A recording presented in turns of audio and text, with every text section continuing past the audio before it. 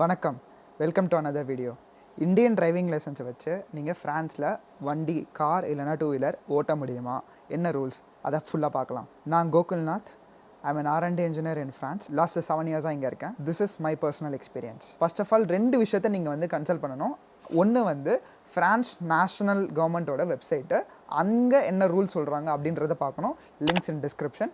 ரெண்டாவது, Indian embassy இன் France, அவங்க என்ன ரூல்ஸ் அண்ட் ரெகுலேஷன் சொல்கிறாங்க அப்படின்றது ரெண்டுமே அப்ளிகபிள் ஆகுதா அப்படின்னு சொல்லிட்டு நீங்கள் வெரிஃபை பண்ணிக்கிறது நல்லது. ஸோ நீங்கள் எந்த குரூப்பில் இருக்கீங்க அப்படின்றது டேரெக்டாக இந்த டைம் ஸ்டாம்ப்ஸ்க்கு நீங்கள் போயிடுங்க.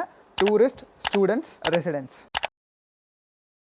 நீங்கள் 0 to 180 டேஸ்க்குள்ளே நீங்கள் டூரிஸ்ட்டாக இருக்கீங்க ஃப்ரான்ஸில் அப்படின்னா உங்களுக்கு இந்த ரூல்ஸ் தான் பொருந்தும். நீங்கள் பேசிக்கலி இந்தியன் லைசன்ஸ் வச்சிருக்கணும், ப்ளஸ் இன்டர்நேஷனல் டிரைவிங் பர்மிட்டை வச்சிருக்கணும். ப்ளஸ் உங்கள் இன்டர்நேஷனல் டிரைவிங் பர்மிட் இல்லை உங்கள் இந்தியன் லைசன்ஸ் இங்கிலீஷ் லாங்குவேஜில் இல்லாத பட்சத்தில் நீங்கள் ஒரு அஃபிஷியல் நோட்ரைஸ்ட் ஃப்ரெஞ்ச் டிரான்ஸ்லேஷன் காப்பியும் வச்சிருக்கணும். இதோட எக்ஸாக்ட் ரூல்ஸை நீங்கள் இந்தியன் எம்பசி வெப்சைட்டில் நீங்கள் பார்க்கலாம். நீங்களும் வெரிஃபை பண்ணணும்னு நினச்சிங்கன்னா ஃப்ரெஞ்ச் கவர்மெண்ட் வெப்சைட்லையும் போய் நீங்கள் பார்த்துக்கோங்க. Indian driving licence plus international driving permit இல்லாமல் நீங்கள் இங்கே காரை இல்லை பைக்கை ஓட்ட முடியாது. இதுதான் இங்கே ரூல்ஸ். இப்போ நீங்கள் ஸ்டூடெண்ட்டாக இருக்கீங்க. ஸ்டூடெண்ட்டாக இருக்கிறதுக்கு ஃப்ரான்ஸில் ஒரு மிகப்பெரிய எக்ஸப்ஷன்ஸ் இருக்குது. நீங்கள் ஸ்டூடெண்ட் வீசா, நீங்கள் ஒரு வேலிட் ஸ்டூடெண்ட் வீசாவில் இருக்கீங்க. ப்ளஸ் நீங்கள் இமேஜின் நீங்கள் ஒரு பேச்சுலர்னா 4 வருஷம் இங்கே படிக்க போகிறீங்க, இல்லை மாஸ்டர்ஸ்னா 2 வருஷம் இங்கே படிக்க போகிறீங்க அப்படின்னா அந்த 2 வருஷத்துக்குமே உங்கள் entire duration of the studies 4 வருஷமோ 2 வருஷமோ 1.5 வருஷமோ 1 வருஷமோ வாட் எவர் உங்ககிட்ட ஸ்டூடெண்ட் வீசா வேலிடாக இருந்துச்சுன்னா நீங்கள் லோக்கல் இந்தியன் டிரைவிங் லைசன்ஸும் ப்ளஸ் இன்டர்நேஷ்னல் டிரைவிங் பர்மிட் ரெண்டுமே எக்ஸ்பைரி ஆகாமல் கரெக்டான டேட்ஸில் இருந்துச்சுன்னா நீங்கள் சொந்தமாக காரோ பைக்கோ நீங்கள் சொந்தமாக பர்சனலாக வச்சுக்கிட்டு அதை நீங்கள் ஓட்டிகிட்டு போக முடியும். அப்படி இல்லைனா நீங்கள் ரெண்டட் வெஹிக்கிள்ஸும் எடுத்து நீங்கள் ஓட்ட முடியும். இதுதான் இங்கே கான்செப்ட்.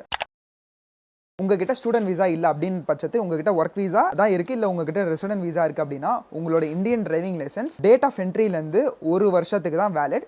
உங்ககிட்ட valid Indian licence, valid international driving permit வச்சுருந்தேன்னா கூட ஃபஸ்ட்டு டேட் ஆஃப் என்ட்ரி உங்கள் பாஸ்போர்ட்டில் என்ன ஸ்டாம்பிங் டேட் இருக்கோ அதில் 1 வருஷத்துக்கு தான் நீங்கள் ஃப்ரான்ஸில் பர்சனல் கார் ஓட்டிக்கலாம், இல்லைனா ரெண்டட் வெஹிக்கிள்ஸ் எடுத்து ஓட்டிக்கலாம். 1 வருஷத்துக்கு மேலே நீங்கள் ரெசிடென்ட் வீசாவில் இருந்தீங்கன்னா நீங்கள் பர்சனலாக இந்தியன் லைசன்ஸை வச்சு நீங்கள் ஓட்ட முடியாது. ரெண்டாவது, ஃப்ரான்ஸ் லா டசன் அலோவ் நீங்கள் இந்தியன் லைசன்ஸை டேரெக்டாக ஃப்ரெஞ்ச் லைசன்ஸாக கன்வெர்ட் பண்ணால் அலோவும் பண்ணாது. ஸோ உங்களுக்கு இருக்க ஒன் அண்ட் ஒன்லி ஆப்ஷன் இங்கே லோக்கல் ஃப்ரெஞ்ச் பீப்புள் அதை டிரைவிங் தியரி டெஸ்ட் எழுதி அதுக்கப்புறம் டிரைவிங் ப்ராக்டிக்கல் லெசன்ஸ் எடுத்து அப்படி தான் நீங்கள் ஃப்ரெஞ்ச் டிரைவிங் லைசன்ஸ் நீங்கள் பாஸ் பண்ணால் தான் நீங்கள் உங்கள் பர்சனல் சொந்த காரை நீங்கள் ஃப்ரான்ஸில் வச்சு காரோ பைக்கோ நீங்கள் வச்சுக்க முடியும்.